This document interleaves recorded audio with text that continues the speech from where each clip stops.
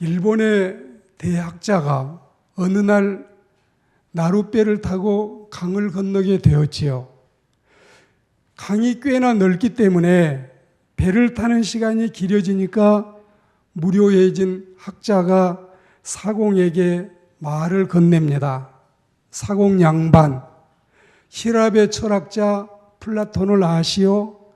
아이고, 제가 그런 분을 어찌 알겠습니까? 그래요?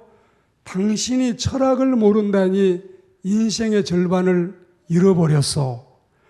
그는 대단히 훌륭한 철학자였어. 또 다시 묻는데, 그러면 프랑스라고 하는 나라가 어디쯤에 있는지 아시겠어? 웬걸요? 저는 그런 걸 알 수 있나요? 모릅니다. 쯧쯧하면서 당신이 인생의 4분의 1을 잃어버렸어. 프랑스라고 하는 나라는 유럽에 있는데 예술의 나라지요. 이제 이 모르는 질문들을 자꾸 하니까 난감하고 정말 따분한데, 계속 모른다는 사공에게 학자가 어려운 질문을 또 합니다. 풀푸시, 이 플라톤을 얘기하다가 이제 이 프랑스를 얘기하다가 이번에는 시를 이야기를 합니다. 그러면 시가 뭔 줄은 좀 아시오? 어르신, 저는 그런 거 모릅니다. 계속 질문을 퍼붓던 학자는 불쌍하다는 생각으로, 가엾다는 생각으로 사공을 바라보고 있습니다. 그럴 때쯤에 갑자기 불어닥친 세찬 바람 때문에 배가 뒤집혔어요. 나룻배니까. 물에 빠져서 어푸 하면서 허우적거리고 있는 학자에게 3번 물음을 받았지만 대답을 못했던 이 사공이 이번에는 학자에게 묻습니다. 학자 어르신, 수영할 줄 아시오? 나 수영 못해요. 나 그런 거 몰라요. 그러니까 이번에 사공이 학자에게 말하기를, 수영을 못 하신다면 당신은 인생을 몽땅 다 잃어버렸어. 그렇게 이야기했습니다. 우리가 지난해에 제가 신문을 읽어보니까 일간지에 한국에 있는 부동산이 어마어마 비싸서, 가격이 아주 다른 나라에 비해 비싸서 한국의 부동산을 다 팔아가지고 미국으로 건너가면 미국에 있는 땅의 70%를 살 수 있다. 달러나 금은 차치하고 부동산에 대한 이야기입니다. 우리가 이런 이야기를 가정을 해봅시다. 여기 부동산 중개소가 하나 있는데 그 부동산 중개소의 이름이 우주복덕방입니다. 한 신사가 이 부동산에 찾아와서 한국에 있는 부동산을 다 팔았습니다. 미국에 있는 것도 다 팔았습니다. 프랑스, 영국, 독일, 그리고 중국의 러시아의 일본 땅도 다 팔아서 지상에 300나라가 넘는 이 땅을 다 팔아왔습니다. 이걸 가지고 사고 싶은 게 있는데 한 사람의 영혼을 사고 싶습니다. 그러면 부동산 중개사는 못 삽니다. 그런 거 다 팔아와도 사람의 영혼은 살 수 없습니다. 그래요? 그러면 더 큰 땅을 팔아올까요? 화성을 팔아올까요? 금성을 팔아올까요? 뭘 가져와야 살 수 있을까요? 못 삽니다. 유물론과 유신론이 있는데 이 유물론자들은 공산주의에서 여러분 이 제도를, 이 사상을 가지고 있습니다. 모든 인간도 물질 가운데 하나다. 그러나 유신론은 아무리 세상에 천지에 많은 재산이 있고 천지에 은근보화가 가득해도 사람을 물질로 가지고는 살 수 없다. 이게 여러분 우리가 성경 말씀에서 예수님께서 우리에게 주신 이 진리의 말씀이라는 사실을 우리가 오늘 말씀을 통해서 듣게 되겠습니다. 그리스도인 여러분, 예수님이 성경에서 이런 말씀을 하십니다. 만일에 이 만일이라고 하는 것은 있을 수도 없고 가당하지도 않고 또 시행될 수도 없는 일을 가정법을 써서 만일이라고 하는 것입니다.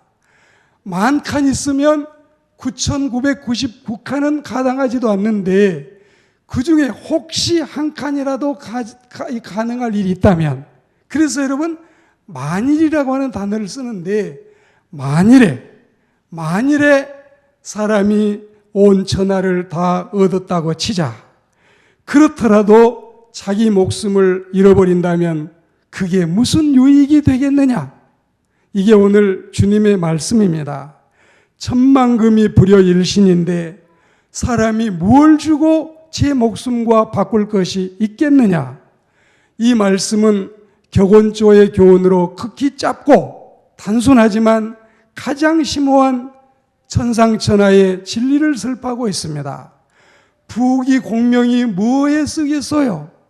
그리고 여러분, 천하의 모든 이 권력을 다 차지한들 사람의 목숨을 잃고 나면 무슨 소용이 있겠습니까? 정승집에 강아지가 죽어도 조문 온 사람이 많다는데, 정승이 죽고 나면 조문길도 여러분 끊어진다는데, 우리는 세상에 살면서 이 세상에서 자기 목숨 귀한 줄 알고, 자기 인생 귀한 줄 알고, 자기 생명 귀한 줄 알고, 자기 영혼 귀한 줄 알고 살아야지. 우리가 이것을 모르고 산다면 바보 인생을 사는 것이 아니고 무엇이겠습니까? 제가 아는 동양 화가 한 분과 승용차를 타고 산을 오르면서 수많은 성경 구절 중에 어느 말씀을 좋아하느냐고, 그분도 물론 화가이지만 신자니까, 목사님은 이 많은 성경 가운데 어느 구절을 제일 좋아하셔요? 그래서 저는 다른 구절을 댔지요. 고린도전서 2장 9절 10절 이런 말씀을 대니까 자기 이야기를 한 겁니다. 자기는 여러 성경 말씀이 있지만 마태복음 16장 26절에 사람이 온 천하를 다 얻었다고 치자. 그래도 자기 목숨을 잃어버린다면 무슨 유익이 있겠느냐? 그 이야기를, 자기는 이 말씀을 제일 좋아한다고 하는 것입니다. 아니나 다를까 조금 후에 둘이 가고 있는 그 차 안에 전화가 와서 대화가가 별세했다는 소식을 듣고, 그거 보세요. 사후에 수많은 재산이나 그가 가졌던 재능이나 인기나 명예가 얼마나 허망한 일입니까? 이런 의미심장한, 정말 의미심장한 이야기를 두 사람은 나눌 수가 있었습니다. 언제나 현세의 상황을 들어서 영원한 생명에 대한 교훈을 내놓으신 우리 예수님, 주님은 지금도 이 말씀을 단순한 동물적인 목숨의 귀중함만을 알게 하시는데 그치지 않습니다. 목숨의 가치가 귀한 것이지만 그보다 더욱 영혼의 가치가 귀하다는 사실을 깨우치고 싶은 것입니다. 지난주에도 우리는 이 발달된 여러분 이 사회 속에서 수많은 핸드폰을 가지고 문자를 보내기도 하고 소식을 보내기도 하고 또 접하기도 하고 받기도 하지요. 우리 교우분들께서도 저에게 이걸 보내셨는데, 사실은 1년 전부터 이 여러 내용들이 오고 가기 시작했습니다. 하나님과의 인터뷰, 이 하나님과의 인터뷰인데 영상이 너무 멋있고 또 그 안에 있는 글이 참 감동적이에요. 어떤 한 기자가 하나님을 만나서 잠시 하나님과 인터뷰하고 싶은데 시간이 가능하신지요? 그래, 뭘 묻고 싶느냐? 하나님이 그렇게 말씀하시니까 하나님께서는 인간에게 가장 놀라운 사실이 무엇입니까? 천지 만물을 창조하시고 인간의 생사화복을 주장하시는 하나님께서 우리 인간이 가지고 있는, 또 하고 있는, 살고 있는 모습 속에 뭘 놀랍게 여기십니까? 하나님께서 여러 가지 말씀을 하시는데 그 부분에 대해서 3가지를 말씀하십니다. 첫째, 어린 시절이 지루하다고 안다라더니 서둘러서 어른이 되려고 애를 쓰더니 그리고 어른이 되면 다시 어린아이로 되돌아가고 싶은 인간의 마음. 우리가 21살 먹었는데 몇 살이냐 그러면 25살이라 그랬지요. 27살 먹었을 때는 너 몇 살이냐 그러면 31살이라 그랬지요. 젊어서는 계속 자기 나이를 올리고 한 살이라도 올리고 더 여러분 나이에 눌리지 않으려고. 근데 이제 나이가 들고 보니까 점점 한 살씩 내리려고. 제가 이번에 어느 이 침대에 제 이름표를 쓰고 거기에 나이를 붙였는데 가로 열고 60이라고 썼어요. 아, 이 사람이 계산을 잘못했나 보다. 그리고 다시 정신을 차리니까 아, 맞지? 그게 얼마나 여러분 반갑고 고마웠는지. 이 집이 좋은 집이라고 사람들은 생각하지 않는데 가끔씩 오고 싶은 마음이 들 정도로 우리 인간은 어려서는 빨리 어른 됐으면, 빨리 공부도 다 마쳤으면, 빨리 군대도 좀 마쳤으면, 그리고 막상 어른이 되면 저는 지금도 생각해 보기를 군대에 있었던 3년같이 좋은 세월이 없었구나. 참 거기는 대면 진료도 하고 군인에서 군인들 제가 이렇게 수술도 해주고 처치도 해주고 한 달 본 것보다도 한 번 수술하면은 몇 배씩 더 받고 저는 군대 생활을 지금도 하라고 하면은 가고 싶을 정도입니다. 이런 걸 하나님께서는 인간의 모순이라고 생각을 하십니다. 두 번째, 돈을 벌기 위해서 정말 애를 쓰고 노력을 하고 힘을 들이고 그리고는 건강을 잃습니다. 우리 한국 사람은 호주나 뉴질랜드나 미국이나 이민을 가면은 24시간 가운데 16시간씩 일하고 15시간, 18시간 일하고 뼈 빠지게 일해서 정말 한국 사람들은 무서운 사람들, 이스라엘 사람보다 더 무섭고 독일 사람보다 더 무서운 사람이 한국 사람이라고 정평이 나 있습니다. 이렇게 돈을 열심히 벌어가지고 병을 얻어서 그 병 고치느라고 그 돈을 다 쓰는 거. 하나님은 이것이 인간의 정말 놀랍고 바보스럽다고 말씀을 하십니다. 세 번째는 미래에 집착하고 현재를 잃어버리는 인간들.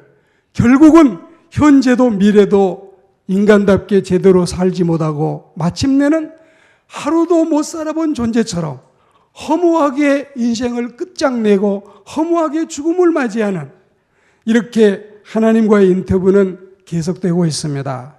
생명은 영원하면서도 단회적인 것이고 물질은 유한하면서도 반복적인 것입니다. 예수님은 우리가 영원히 가치 있는 것을 선택하기를 원하십니다. 우리가 이 세상을 살면서 좀 가고 싶은 데도 가고 쓰고 싶은 것도 쓰시고 잡수고 싶은 것도 잡수고 좀 몸 관리도 하면서 돈을 좀 버십시오. 그렇게 하지 못하고 뼈 빠지게 돈 벌어놓아 보았자 병들고 나면 그 몸 고치느라고 벌어놓은 돈 다 쓰게 되는 것입니다. 오늘 예수님은 특별히 천하보다 목숨이 더 귀하다. 천하를 얻고도 목숨을 잃으면 이 말씀이라든지 뭘 주고 제 목숨을 바꾸랴. 이 대목은 인간에게서는 들을 수 없는 심오한 진리의 말씀입니다. 우리는 공자님을 거의 큰형님처럼 은사님처럼 좋아하지요. 공자님께 여러 제자가 있었지만 안회라고 하는 제자가 선생님, 사람이 죽으면 어찌 됩니까? 야, 이 녀석아, 이 맹꽁이 같은 녀석아, 사람이 살아서 일도 다 모르고 사는데 죽어서 일을 내게 묻느냐? 그걸 어찌 알 수 있느냐? 우리가 석가님을 너무 좋아하지요. 아, 석가님 훌륭한 분이에요. 그 석가님에게 사람 죽은 거 데려와서 살려달라 해도 생자필멸이다, 못 살린다. 그리고 여러분, 꽃은 피어도 곧 지고 사람은 나도 이윽고 죽는다. 이 허무한 법칙은 생명이 있는 것들에 피하지 못할 운명이다. 그런데 우리 예수님을 보셔요. 천금이 불여일신이다. 그러면서 생명의 소중성을 우리에게 알리고 내 목숨과 내 인생과 내 영혼과 내 행복 소중한 것을 주님은 우리에게 알리고 싶으신 겁니다. 내 가족, 내 교회, 내 민족, 우리들의 공동체, 어찌 들으면 자기중심적인 것 같지만 주님은 이 석가도 이야기했지만 이 천상천하 유화 독존, 천지간에 하늘 아래 땅 위에 나로부터서 모든 것이 비롯된다. 내가 있어야 남편도 있고, 내가 있어야 아내도 있고, 내가 있어야 부모도 있고, 내가 있어야 가족도 있고, 내가 있어야 조국도 있고, 내가 있어야 이웃도 있다는 뜻입니다. 어찌 보면 하나님의 진리에 어긋난 말 같지만 또 우리가 되새겨 생각해 보면 우리 영혼의 가치, 우리 목숨의 가치가 중하다는 사실을 우리는 깨우쳐야 되겠습니다. 내가 나를 무시하기 전에는 아무도 나를 무시하는 법이 없다. 남의 주머니에 들어있는 1,000만 원보다 내 주머니에 들어있는 10,000원이 더 소중하고 쓰기에 안성맞춤이다. 길거리에는 미인이 넘쳐나고 TV를 틀면은 미군이 부대로 군단으로 지나가도 내 가정에 있는 뚱땡이 아내가 가장 귀하다. 부러운 집이 있습니까? 내 가정이 귀한 줄 아세요? 외국의 문화가 자랑스럽습니까? 우리 것이 귀한 줄 아는 것도 필요합니다.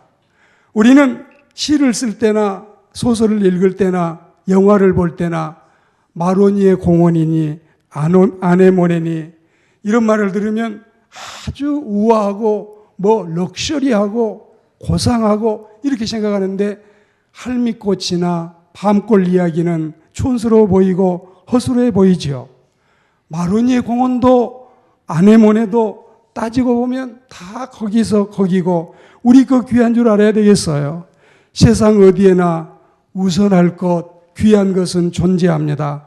물질보다도 영혼이 더 귀하다는 사실, 우리 예수님께서 주신 이 말씀을 우리는 기억하고 하나님께서 우리에게 주시는 말씀을 잘 새겨 듣는 주의 백성들이 되기를 축복합니다. 말씀을 준비하면서 여러분의 감성과 제 감성은 다소 다를지도 모르겠습니다.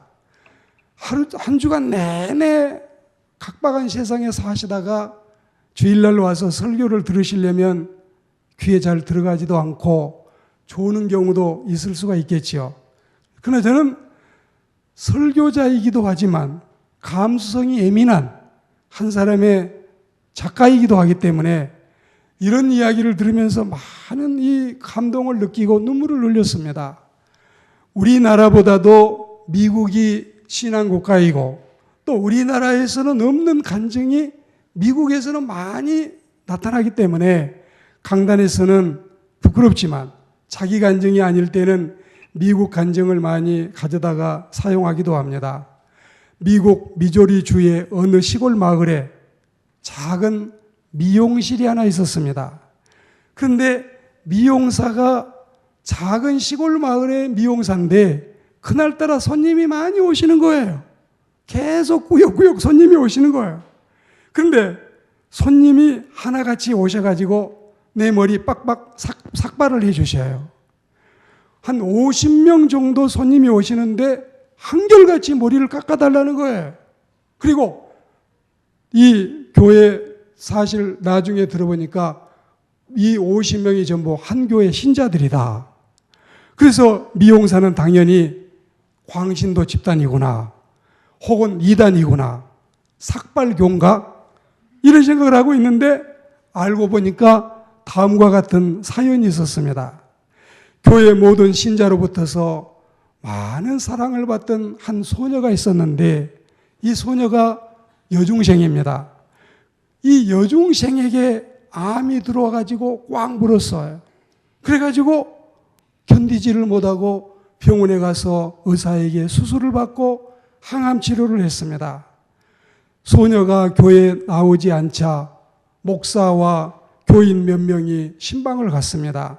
그런데 사연을 듣고 보니까 치료하느라고 또 투병하느라고 빡빡 밀어버린 머리카락 때문에 창피해서 교회를 못 나오고 외출도 못하고 있다는 겁니다. 이 소식을 듣고 목사와 교인들 모두가 머리를 깎기로 다짐을 했습니다. 그런데 이 미용사가 이 지금 현재 현장에서 50명이 머리 빡빡 깎고 있는 걸 하고 있잖아요. 그래서 감동이 돼가지고 방송국에다가 전화를 했어요. 우리 마을은 작은 시골 마을인데 이런 미담이 있어요. 이것 좀 한번 취재하면 어떻겠어요 하니까 이게 뉴스거리가 되겠다. 이런 이야기를 세상에 전하면 감동이 되겠다. 그래가지고 여러분 리포터가 이 교회를 방문해서 취재를 하고 또 상황을 중계를 하고 있습니다. 주일날 엄마가 소녀를 간곡히 설득을 해서 목사님도 오셨지 않니? 권사님들도 오셔가지고 너를 이렇게 기호하고 너는 교회에서 사랑받는 소녀 아니야? 모자라도 쓰고 교회 가자. 그래가지고 모자를 씌워가지고 교회를 왔는데 저 교회에 와서 교회 예배당 문을 여는 순간에 목사님부터 모든 교인이 빡빡머리에 그냥 자기처럼 모자를 쓰는 것도 아니고 빡빡 밀어가지고 반짝반짝하니까 정말 이 소녀는 너무 감동해서 눈물이 났습니다. 그리고 취재하고 있던 이 리포터가 울면서 나는 신자가 아니지만 앞으로 내가 크리스천이 된다면 이런 교회에 가고 싶습니다. 그리고 여러분, 이 사실을 방송을 통해서 시청하고 있던 많은 사람들이 한결같이 눈물이 났습니다. 한 영혼의 가치, 한 영혼의 소중함, 우리는 이 한 영혼의 중함을 알고 신앙생활하고 주님을 섬기는 우리가 되어야 할 줄로 믿습니다. 말씀을 맺으면서 우리는 지금 2층에 노래방을 설치했잖아요. 제가 누님께 노래방을 하나 설치해 주셔요. 더 많은 할아버지 할머니들을 모시고 복음을 전하고 싶습니다. 그런데 이런 것들마저도 사실은 제 마음속에는 안타까움이 있어요. 더 많은 분이 오셔서 또 무료로 출연하겠다고 하는 가수들도 계시는데 우리가 더 애정을 가지고 대하지 못하는 동안에, 더 우리가 사랑을 베풀지 못하는 동안에 이런 데에는 미진하고 부족하지 않는가. 한 부모님 밑에서 아버지도 새아버지 오시지 않았고 어머니도 새어머니 오시지 않았지만 두 분이 11남매를 낳았습니다. 할아버지 할머니까지 부모님까지 합치니까 15식구가 한 집에서 살았습니다. 그 집에는 돼지를 키워도 꼭 새끼를 낳으면 11마리, 12마리, 13마리씩 낳고 소는 원래 이 새끼를 한 마리를 낳는 건데 이 집에는 꼭 새끼를 낳아도 2마리 쌍둥이를 낳는 거예요.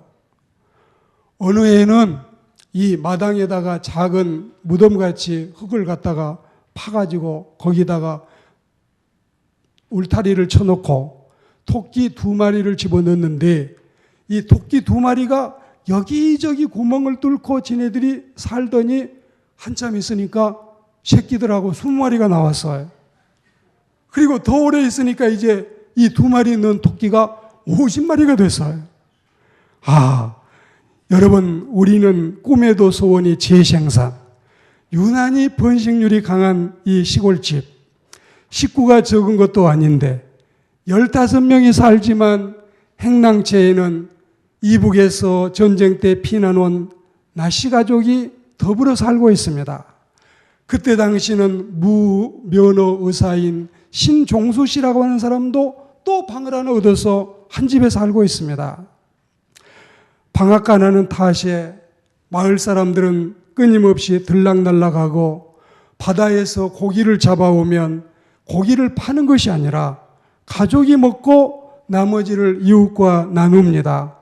보따리 행상 장사는 부인들이 이 동네 저 동네를 다니다가 날이 저물면 저 집으로 가라고, 저 와동 아짐의 집으로 가라고. 그러면 그 집에 가서 겸상해서 식사를 하고 어김없이 그 집에서 잠을 자고 또 그 행상꾼은 이튿날 떠나갑니다. 우리는 정말 이 택시를 타도 한때는 종로 5가까지 출퇴근을 택시로 출퇴근하는 경우가 있어도 택시만 타면 염창동 가다가 합성, 또 뭐 어디 인공폭포 가다가 합성, 늘 합성하고, 그리고 북한 동포들 우리는 여러 번 모셔와서 사실은 적은 사랑이라도 베풀고 소에게 도움이라도 주면서 이 사람들과 같이 했습니다. 주일날도 예배가 끝나면은 다른 교회 목사님들을 모셔와서 음식을 나누고 사랑을 나누고, 항상 이렇게 사람 사이에는 북적대고, 그리고 늘 이렇게 사람은 교제를 하면서 살아가는 게 우리의 몫입니다. 그런데도 우리는 새 영혼을 구원하는 일에, 아까도 말씀드렸지만 이렇게 노래방을 설치를 하면은 오고 싶은 분들을 다 좀 오게 하고, 막는 사람이 없어서 다 좀 이렇게 좋은 사랑을 나누고 이러다 보면, 세상 노래를 하다 보면 영감의 제창을 드릴 수 있는 심령이 되기도 하고, 또 여러분 세상에 가요를 부르다 보면 찬송가를 부를 수 있는 신자도 나오지 않습니까? 우리는 사회 봉사를 하면서 부모님을 섬기듯이 이웃 주민들을 섬겨서 얼마나 지금 많은 분들이 교회 가족이 돼서 세례받고 집사님이 됐습니까? 이런 은혜를 생각하면서 천금이 불여일신이다.